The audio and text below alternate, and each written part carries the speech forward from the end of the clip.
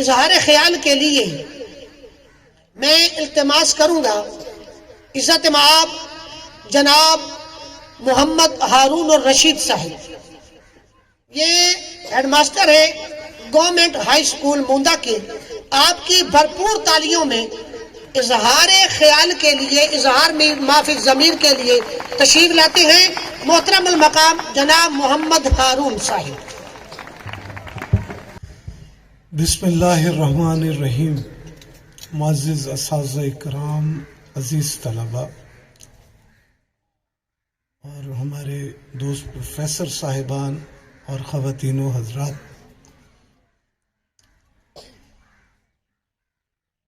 سب سے پہلے میں آصف صاحب کا بے حد شکر گزار ہوں کہ انہوں نے مجھے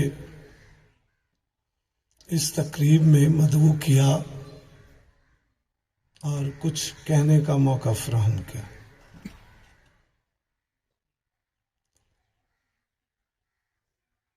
یہ بڑی خوش آئند بات ہے کہ تعلیمی اداروں میں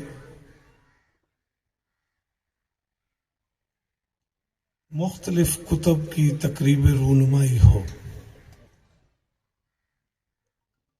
اور پھر اس سے بھی زیادہ خوشی کی بات یہ ہے کہ اس ادارے کا سربراہ یہ کتابیں خود لکھے، جس کو اتنا الجھا دیا گیا ہو تعلیمی معاملات میں کہ اسے سوچنے کا موقع بھی میسر نہ آئے. آصف جماعتی صاحب کا میرے ساتھ جو ہے ایک اچھا خاصا استاد اور شاگرد کا رشتہ بھی ہے. میں ان کا ٹرینر بھی رہا ہوں SLDP کا. دیکھیے، یہ جو طالب علم پیچھے بیٹھے ہیں، ان کو وردیاں پہنانا، ان کو آداب سکھانا، اور پھر ان طلباء کو جو غریب ہوں، مسکین ہو، یتیم ہو، اور پھر اس پرآشوب دور میں جہاں جو ہے روٹی کھانا مشکل ہو گیا ہو، یہ انتہائی مشکل کام ہے.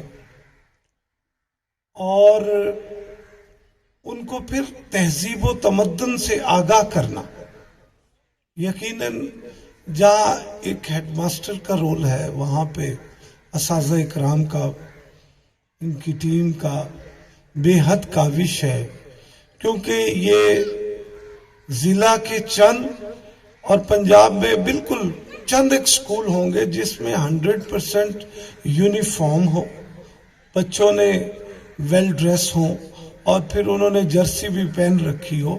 تو اس سکول کے لیے بے شمار اپریسیشن چاہیے. ایک مرتبہ تالیاں سب کے لیے ماریں.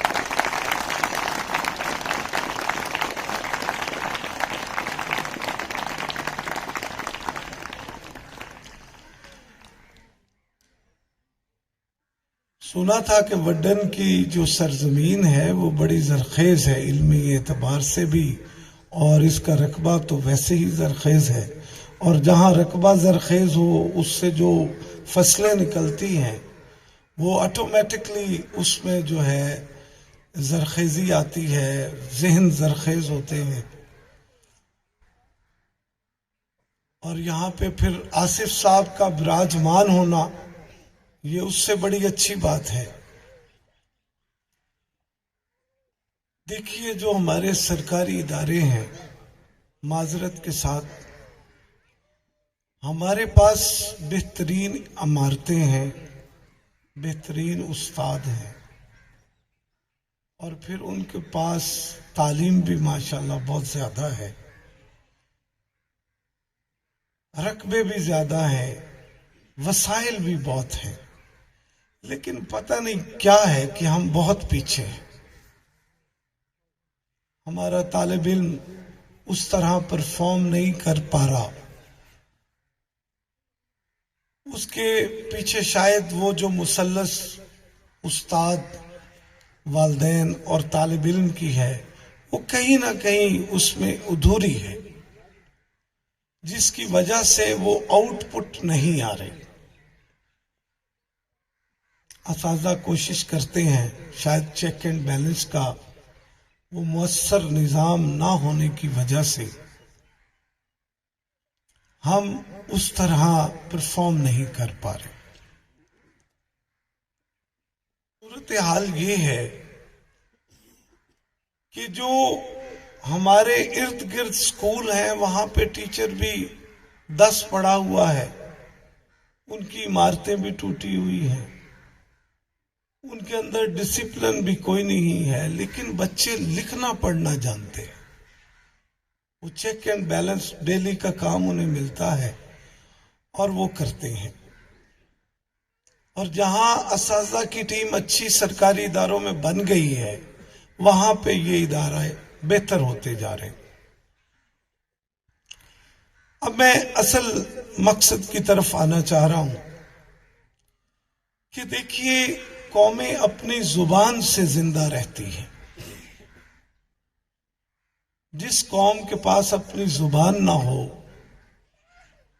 شناخت نہ ہو، لباس نہ ہو، گفتار نہ ہو، تہذیب نہ ہو، تمدن نہ ہو، وہ قوم مر جاتی ہے.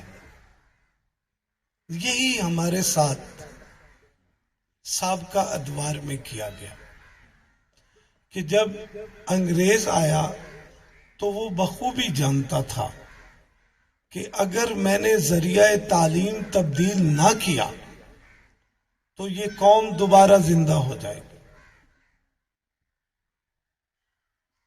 اس نے آتے ہی فارسی زبان کو ختم کیا اور اردو زبان کو رائج کر دیا.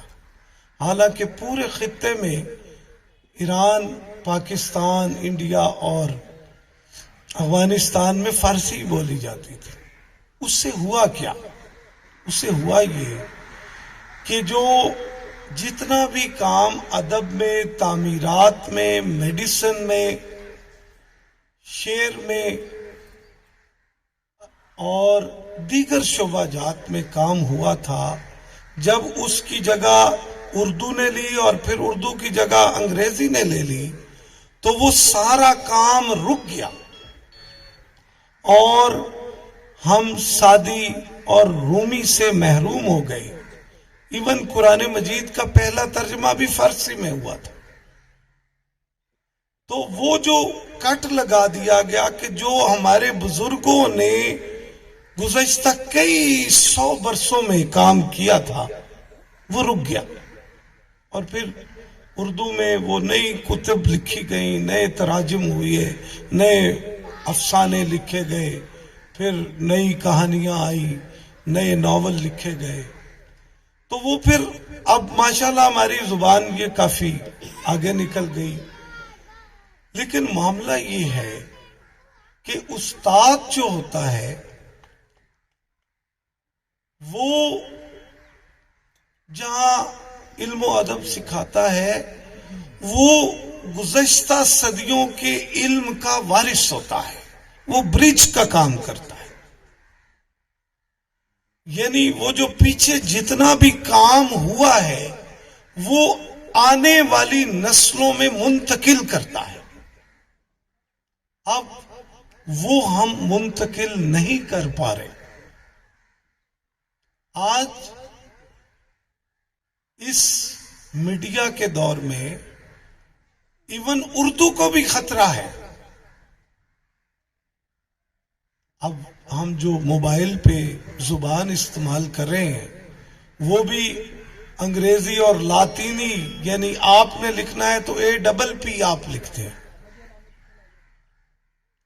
تو اس سینیریو میں، ان حالات میں ہم ان پرائمری کے، مڈل کے بچوں کو کیا منتقل کر پائیں گے؟ یہ ہمارا آج کا میجر ایشو ہے کہ ہم اپنی اس زبان کو زندہ کیسے رکھیں. تو اس زندہ رکھنے کے لیے زبان کو، پھر جب بچوں کو اردو لکھنی آئے گی تو پھر وہ اپنا مافت ضمیر کچھ بیان کریں گے. تو جو ہمارا آج کا ٹیچر ہے وہ اس کشمکش میں ہے کہ جب اسے مڈل پاس طالب علم ملتا ہے تو وہ 9th میں اسے اردو نہیں لکھنی آتی.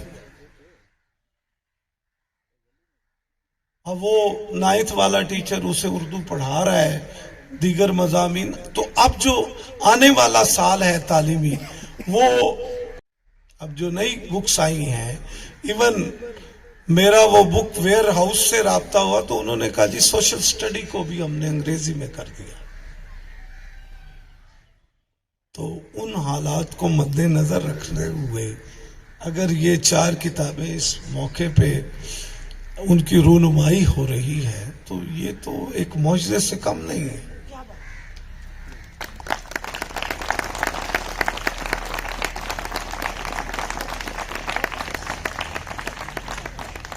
تو اس سلسلے میں ہمیں سب نے حصہ ڈالنا ہے اور ٹیچر کا حصہ سب سے زیادہ ہے. دیکھیے دوسری جنگ عظیم میں جب جرمنی ہارنے لگا یعنی سرنڈر کرنے لگا تو ہٹلر نے وہ اپنے سارے لوگوں کو اکٹھا کیا اور کہا کہ اب کیا ہمیں کرنا چاہیے. جرمن قوم کو ایک تکبر تھا کہ وہ دنیا کی خوبصورت قوم ہے اور دنیا کی ذہین ترین بھی قوم ہے، اور اسی لیے حق کے حکمرانی ان کو ہے. تو وہ سارے ان کے بزرگ جمع ہوئے، وزراء جمع ہوئے. بہت سارے لوگوں نے مشورہ دیا کہ آپ ایسے کریں کہ پل گرا دیں. کسی نے کہا کہ دریاؤں یہ جو ہے کنووں میں زہر ڈال دیں. کسی نے کہا جتنی عمارتیں ہیں گرا دیں تاکہ وہ جو الائیڈ فورسز ہیں ان کو انفراسٹرکچر بناتے ہوئے کئی سال بیت جائیں. تو ایک محترم بیچ میں بیٹھے تھے، انہوں نے کہا کہ آپ ایسے کریں کہ استادوں کو بچا لیں، کسی طرح استادوں کو چھپا لیں. اس نے کہا بھئی وہ کیوں؟ انہوں نے کہا کہ دیکھیں آپ کا جو جرمن قوم کا آپ جو سمجھتے ہیں کہ ہم دنیا کی ذہین ترین قوم ہیں اور حسین ترین قوم ہے، یہ آنے والی نسل کو بتائے گا کون؟ استاد ہی بتائے گا. اگر آپ اس کو چھپا لیں گے تو ہوگا یہ کہ 20-30 سالوں کے بعد یہ جرمن قوم دوبارہ کھڑی ہو جائے گی. اور مشورہ صائب ٹھہرا اور انہوں نے ایسے ہی کیا، چھپا لیا. وہ یونیورسٹیوں میں گئے، اسکولوں میں گئے، کالجز میں گئے. استادوں نے بھرپور محنت کی اور انہوں نے جرمنی کو دوبارہ کھڑا کر دیا اور آج جرمنی زندہ ہے. اب ضرورت اس امر کی ہے کہ ہم نے اپنی زبان کو بھی زندہ رکھنا ہے، اپنی تہذیب کو بھی زندہ رکھنا ہے، اپنے تمدن کو بھی برقرار رکھنا ہے. اور وہ ہم اس وقت تک برقرار رکھیں گے جب تک ہماری زبان رہے گی، کیونکہ زبان کے ذریعے ہی یہ ساری چابیاں زبان کے پاس ہی ہے. تو وہ ساری گتھیاں بھی زبان کے پاس ہیں. میڈیسن میں، علم میں، ادب میں، تہذیب میں، ثقافت میں، شرافت میں، دیانت میں، لیاقت میں، متانت میں، ہر چیز میں یہ جو ہے آپ کو زبان کی ضرورت ہے، الفاظ کی ضرورت ہے. تو میں اپنے اساتذہ سے ملتمس ہوں کہ اپنی زبان کو بچائیں، اپنی تہذیب کو بچائیں. اور یہ جو ورثہ ہے جو آپ سمجھتے ہیں کہ بہترین ہے، یہ جو پیچھے طالب علم بیٹھے ہیں ان میں منتقل کریں. اور میں اپنا گفتگو کا آخری حصہ، یہ جو آج کا طرح مصرع ہے، اس میں بھی تھوڑی سی روشنی ڈالتے ہوئے کہ موبائل کے بدلے ہاتھوں میں آ جائے کتاب تو اچھا ہے. میں یہ سمجھتا ہوں کہ وہ شیکسپیئر نے کہا تھا nothing is good nothing is bad but the thinking make it so, کہ کوئی چیز اچھی نہیں ہوتی نہ ہی بری ہوتی ہے، اس کا استعمال اچھا یا برا اسے بنا دیتا ہے۔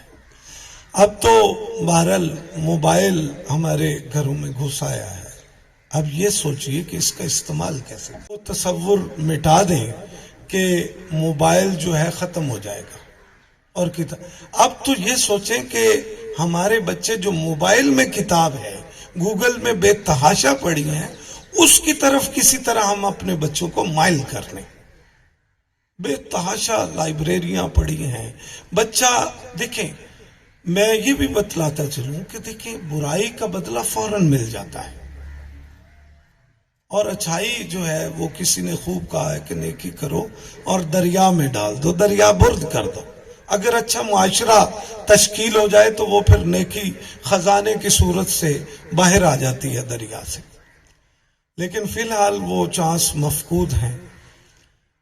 اب صورتحال یہ ہے کہ ہم جس معاشرے میں پنپ رہے ہیں، پروان چڑھ رہے ہیں، آگے بڑھ رہے ہیں، وہ معاشرہ یہ ہے کہ ہم ادھر آیت کھولتے ہیں اور پیچھے سے نیکڈ ویڈیو موبائل پہ آ جاتی ہے، اخلاق باختہ تصاویر ہمارے سامنے آ جاتی ہیں، اور وہ ہمارے پیشنز کو، جذبات کو بھڑکاتی ہیں، اور اس کا ہمیں فوراً رسپانس ملتا ہے، ہم اسی کو دیکھتے رہ جاتے ہیں، اور جس مقصد کے لیے موبائل کھولا تھا وہ پیچھے رہ جاتا ہے۔ اب طالب علم کی ذہن سازی اور استاد کی اس طرف کرنی ہوگی کہ ان چیزوں نے، کیونکہ دوسری جو تہذیبیں ہیں، یہ جو جہاں مطلب وار شروع ہے، یہ 5th جنریشن وار، میڈیا کی وار بھی ہے، جس میں وہ یہ چاہتے ہیں کہ یہ جس آنے والی نسلوں کو ہم اخلاقی طور پر اتنا گرا دیں کہ انہیں اٹھنے کا موقع نہ ملے، تو ہمیں آنے والی نسلوں کو اس سیکس سے جو اس نے ہمیں وقت سے پہلے ہمارے بچوں کو جوان کر دیا ہے، اس سے بھی بچانا ہے، کیونکہ وہ اس کا ذریعہ، میجر ذریعہ جو ہے وہ موبائل ہے۔ اب تو وہ دور، وہ کسی نے کہا تھا پیمبر نہ میسر ہوا تو خوب ہوا، زبان غیر سے کیا شر آرزو کرتے۔ پہلے تو کسی اپنے محبت کو جتانے کے لیے ایک پیمبر کی ضرورت ہوتی تھی، جب سے موبائل آیا تو پیمبر کا جو ہے وہ دور ختم ہو گیا، اب تو ڈائریکٹ ڈائلنگ شروع ہو گئی۔ تو اپنے بچوں کو اس لیول سے بچانے کے لیے بہت زیادہ شدید محنت کی ضرورت ہے، اس کو دینی ماحول میں رکھنے کی ضرورت ہے، اپنے کردار کو بہتر کرنے کی ضرورت ہے۔ جب استاد کا، والد کا کردار بہتر ہوگا تو بچے الٹیمیٹلی اس طرف مائل ہوں گے۔ تو اس لحاظ سے ہمیں یہ دیکھنا ہے کہ ہم ان کتابوں سے مستفید ہوں جو موبائل کے اندر ہیں، اور کسی طرح ہماری ٹینڈنسی جو ہے اس طرف ہو چلی جائے۔ بہرحال یہ جو آنے والی نسل ہے یہ پتہ نہیں کیا گل کھلائے گی اور ہمارے سامنے کھلائے گی، تو ایسا نہ ہو کہ یہ گل کے ساتھ کانٹے بھی ہمارے دامن میں چبھ ہو جائے۔ تو اس لیے ہمیں ضرورت اس امر کی ہے کہ ہم اپنی ذمہ داریوں کو، بینگ استاد بھی، اور آج کل کے دور میں جو ہے ہمیں والد کی بھی، ان کے جیسے روحانی باپ ہوتے ہیں، اس کی بھی ذمہ داری نبھانی پڑے گی، کیونکہ والدین اس خطرے سے آگاہ نہیں۔ تو اس لیے ضروری ہے کہ ہم اس طرح کی اپنے بچوں کا رجحان، یہ جو پلاٹ پڑے ہیں ان میں کھیلوں میں لگائیں، تاکہ ان کی فالتو انرجی کنزیوم ہو، اور جو ان کے سپیئر ٹائم کے مشاغل ہیں وہ اس طرح کی تقاریب منعقد کروائیں تاکہ بچے اس طرف آئیں، اور وہ فالتو کی جو ان کے پاس جو سپیئر ٹائم ہے وہ دیگر پب اور اس طرح گیموں میں اور یہ فضول چیزوں میں اپنا وقت ضائع نہ کرے۔ اور میں حرف آخر کے طور پہ یہ کہوں گا کہ تہذیب سکھاتی ہے جینے کا سلیقہ، تعلیم سے جاہل کی جہالت نہیں جاتی. شکریہ جی.